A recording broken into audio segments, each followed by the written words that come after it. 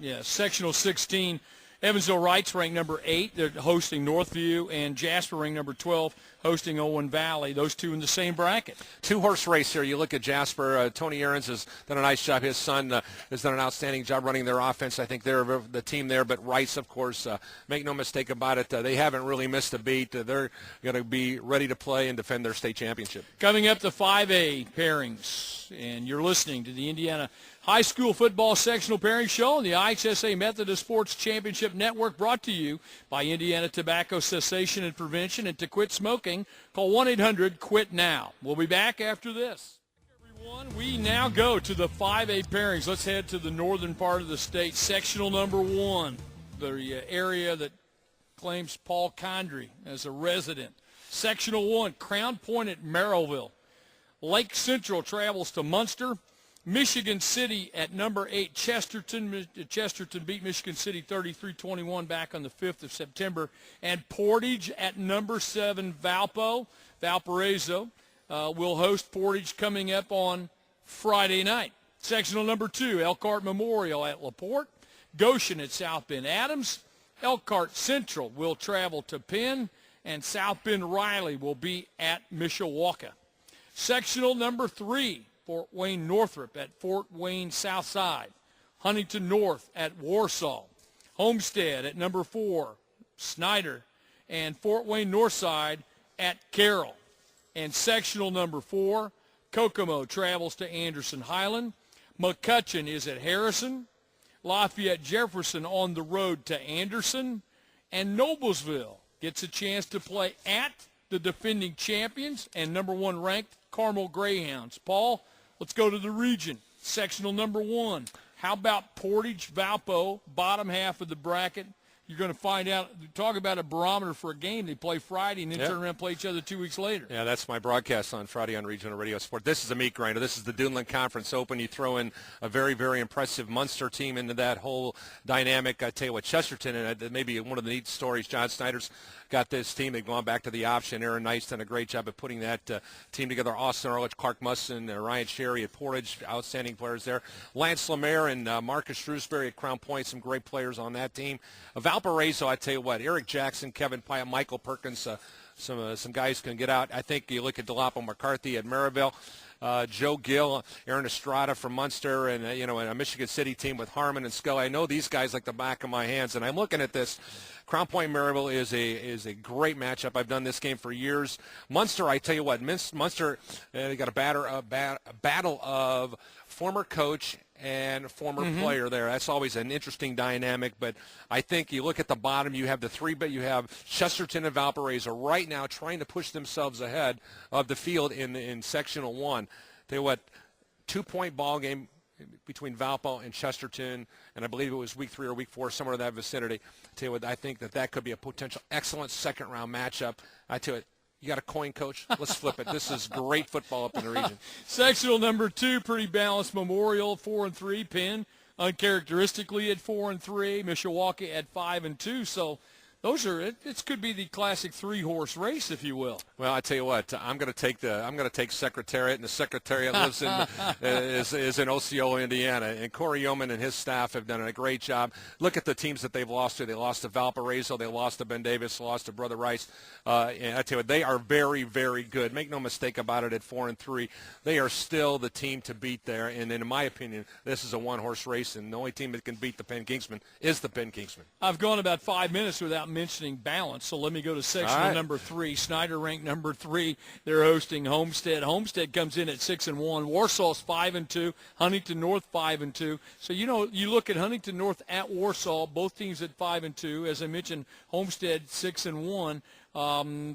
This really is a balanced section. Yeah, it really, really is. I think the key thing is going to be for Snyder. Barrington Scott, the running back, is out. That's going to be interesting to see. So Jason McGraw is going to have to fill in and do a good job there. Matt Elliott, their quarterback, has been okay.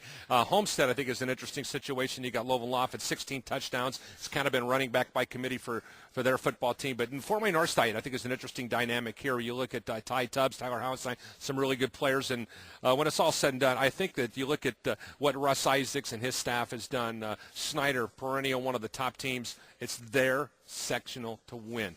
Sectional 4, I like this. Kokomo at Anderson Highland. Both teams come in at, Kokomo 6-1, Highland 5-2, but down in the bottom half of the bracket. How'd you like to be Lance Scheib, your first year at Noblesville, and you get a chance to go to the defending champs in Carmel for the opening round of the sectional? I tell you what, a tough road to hoe. Sure. Make no mistake about it. A team that just knocked off Warren last week, and everybody thought, well, maybe this is going to be the chink in the Greyhounds' honor. They said, not so fast, my friend. I tell you what, they really, really did. A very, very good football team. I think it's an intriguing matchup between Kokomo and Anderson Highland. I agree with you. Nathan Walters, running back, and, of course, if the early kid can come back, he's been injured, but if he can come back, that brings a whole other dynamic. Braxton Shelton, one of the top junior players in the state at running back, that's an interesting dynamic there. And look at Lafayette Jeff, likewise in their situation. I think that's an interesting situation with Desmond Lake, Colin Blutnick, the outstanding player there. It's going to be a very, very good top half of the bracket. But once again, you have that power of Carmel at the bottom half. I'll tell you what, the city of champions, they're just salivating for another one. Let's go to the southern part of the state, if you will, and pick up our pairings with sectional number 5. Indianapolis-Arlington travels to Richmond. Lawrence Central will be at North Central. Fishers travels to Lawrence North. And number 2 Warren Central at Hamilton Southeastern. A couple of teams that are ranked pretty highly.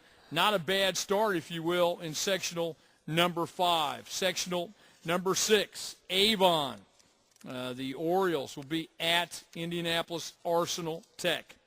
Number 9, Southport will be at Perry Meridian. Southport won at Perry 35-0 back on the 12th. Ben Davis, number 7 in the coaches poll, will be at number 10, Pike. What a matchup that will be. Pike, the runners-up from a year ago. And Brownsburg at Franklin Central. In sectional, number 7, Bloomington North at Decatur Central. Martinsville at Terre Haute North. Terre Haute South at number 2, Center Grove. Center Grove beat South 35-6 back on the 19th of September. And Columbus North will play at Bloomington South. And in sectional number 8, Evansville North at Castle. Jeffersonville at Jennings County. Floyd Central at Bedford North Lawrence. And the winner of the Evansville North at Castle matchup will play New Albany on Friday, the 31st of October.